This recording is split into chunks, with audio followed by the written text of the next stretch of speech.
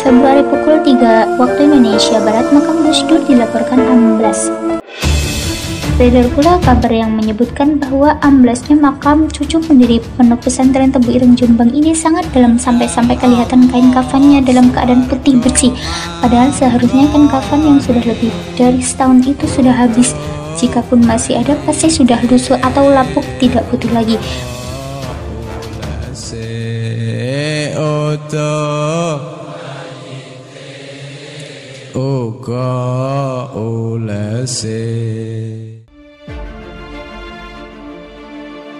Namun, sebelum kita lanjut pembahasan ini, jangan lupa like video ini dan share ke teman-teman kamu agar mereka juga tahu info ini.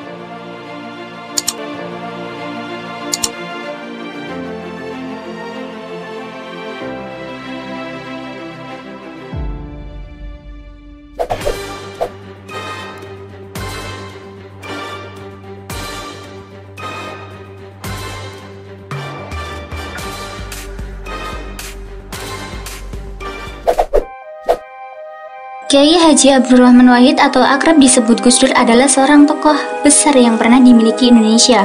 Ia adalah kiai dari Jawa Timur yang sempat menjadi Presiden Republik Indonesia keempat.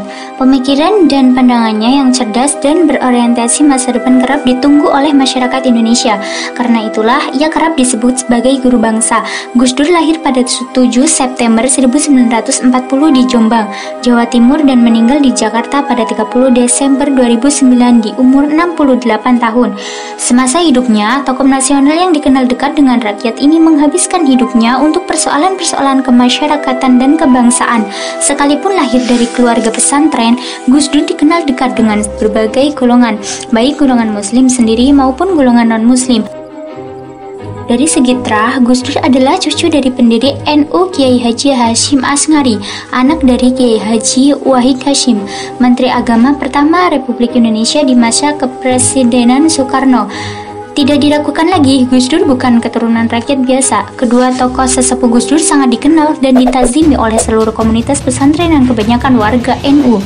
Kelak Gus Dur menjadi putra terbaik yang pernah dimiliki NU.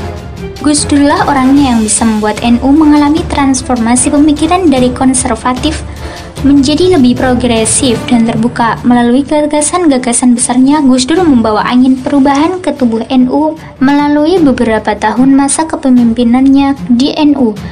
Di satu sisi, Gus Dur adalah tipe orang yang berpikiran jauh ke depan, futuristik, dan mampu melihat masalah dari sudut pandang yang berbeda. Sekalipun dengan sikap dan cara berpikirnya itu, ia kerap menuai kontroversi. Banyak kasus yang menegaskan sisi kontroversialnya, misalnya dalam hal ucapan Assalamualaikum.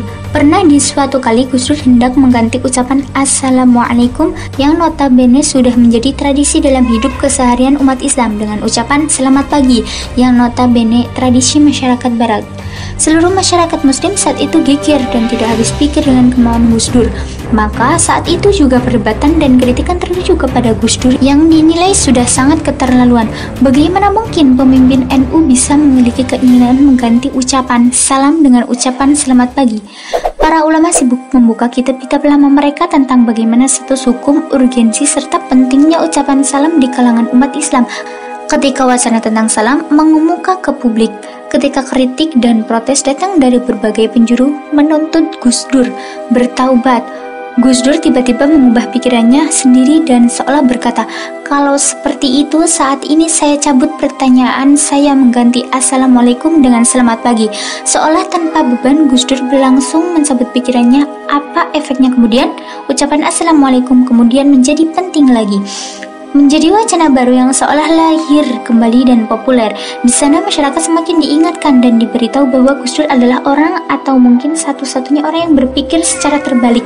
Ketika ia menginginkan sesuatu, Gus Dur tidak langsung bilang dengan jelas apa yang ia inginkan, tetapi ia membuat pertanyaan yang seolah-olah ia tidak menginginkannya. Ketika Gus Dur ingin A, Gus Dur tidak bilang A, tetapi B.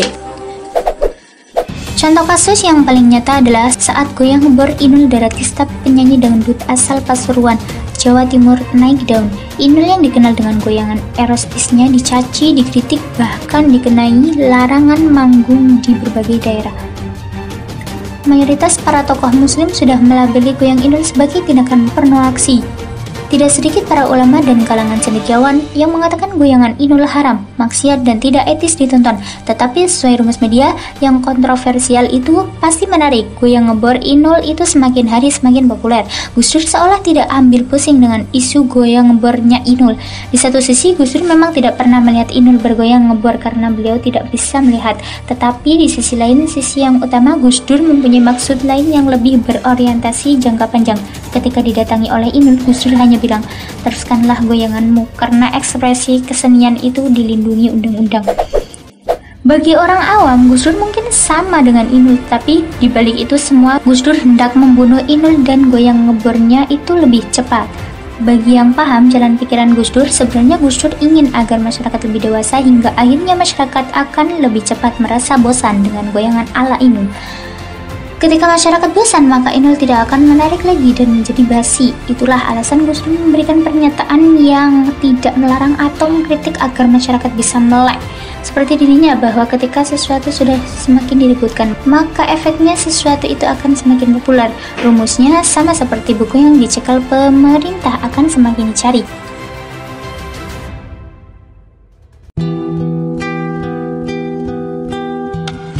Pada tanggal 30 Desember 2009, tokoh yang dicintai masyarakat muslim dan non-muslim ini pun meninggal. Indonesia kehilangan salah seorang putra terbaiknya, bahkan dunia juga. Presiden Susilo Bambang Yudhoyono langsung yang mengiringi Gus Dur ke peristirahatan terakhirnya di kompleks Pondok Pesantren Tebu Ireng melalui serangkaian upacara militer pada tanggal 30 Desember 2009 Tebu Ireng, Jombang. Betapa berartinya tokoh ini, ratusan juta umat muslim di Indonesia dan dunia berduka atas kabar kematiannya. Bertahun-tahun setelah kematiannya, tepatnya tanggal 15 Februari pukul 3 waktu Indonesia Barat, makam Gus Dur dilaporkan amblas. Amblesnya makam Gus Dur bukan saat itu saja terjadi, itu merupakan yang paling parah sampai-sampai menyebabkan beberapa insan rusak. Diduga penyebab amblesnya makam Gus Dur karena hujan deras dan banyaknya pengunjung dan peziarah. Maklum saat itu barengan dengan perayaan Maulid Nabi Muhammad SAW. Beredar pula kabar yang menyebutkan bahwa amblasnya makam cucu pendiri Pondok Pesantren Tebu Ireng, Jombang ini sangat dalam sampai-sampai kelihatan kain kafannya dalam keadaan putih bersih. Padahal seharusnya kain kafan yang sudah lebih dari setahun itu sudah habis. Jikapun masih ada, pasti sudah lusuh atau lapuk, tidak butuh lagi. Mengenai jasad dan kain kafan yang tidak hancur ini sudah jamak terjadi di kalangan para ulama serta hamba-hamba Allah Subhanahu wa Ta'ala yang soleh dan salihah. Mengenai utuh dan bersihnya kain kafan Gus Dur ini seolah menjadi bukti kebenaran dari syair lagu Tanpa Waton yang dinyanyikannya Gus Dur ketika masih hidup. Saat itu ia sedang mengisi pengajian atau sedang berceramah.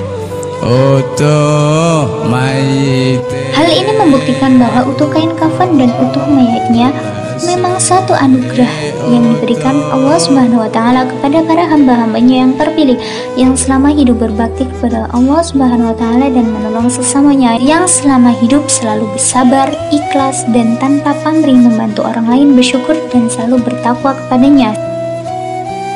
Saat ini Gus Durlah salah satu orang yang terpilih itu. Bagi para peziarah tidak sulit untuk mengunjungi makam Gus Dur. Letaknya berada di kompleks Pondok Pesantren Tebu Ireng, Desa Cukir, Kecamatan Diwek, Kabupaten Jombang, Jawa Timur.